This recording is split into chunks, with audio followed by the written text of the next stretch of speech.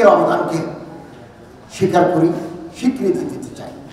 আমরা একসাথে বাজার করি, একসাথে চাকরি করি, একসাথে শিক্ষা প্রতিষ্ঠানে পড়ি, এটা আমাদের উচিত। কিন্তু সাম্প্রদায়িক প্রবৃত্তি আমাদেরকে ছোট করে দেয়, আমরা ছোট হয়ে যাই।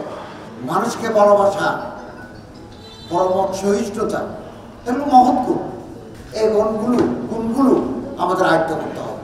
ধর্মচর্চা করার অধিকার প্রতিটি ধর্মের মানুষের আছে। কোনো দুর্বৃত্ত যদি কোনো উপাসনালয়কে অপবিত্র করতে চায়, কারো ধর্মীয় অনুভূতিতে আঘাত করতে চায়, রাষ্ট্র ওই জালেমের বিরুদ্ধে অবস্থান গ্রহণ করে। আপনারা জানে খুশি হবেন, রাজশাহী বিভাগের গোদাগাড়ি শ্রী শ্রী গৌরাঙ্গদেবের একটা বড় মন্দির আছে, আমি ওটা ভিজিট করেছি। শ্রী দক্ষিণেশ্বরী কালী মন্দির, কক্সবাজার কেন্দ্রীয় মহাশ্মশান, আমাদেরগুলো আমি নিয়ে যাচ্ছি। 2024-25 সালে যে বরাদ্দ, এটা 30 জুন শেষ হয়ে গেছে।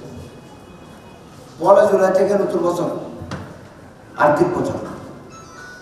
আগামী মাসের শেষের দিকে আমরা বাজেট হাতে পাবো, নতুন করে ফর্ম ছাপবো, আমরা অ্যাকাউন্টে টাকা দিই,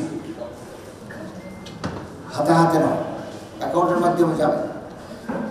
এবং আপনাদের কেন্দ্রীয় মহাশ্মশানের জন্য আর এই শঙ্কর মঠ মিশন, দক্ষিণেশ্বরী কালী মন্দির,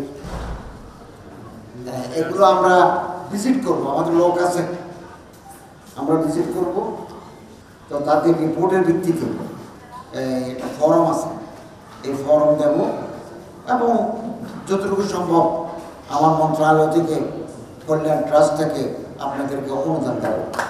দ্বিতীয়ত আপনাদেরকে আরেকটা কথা বলি, সততা, ন্যায়নিষ্ঠা, অন্তরের ভিতরে ভালোবাসা, এগুলো আমাদের জাগ্রত করতে হবে। এগুলো আছে আমাদের,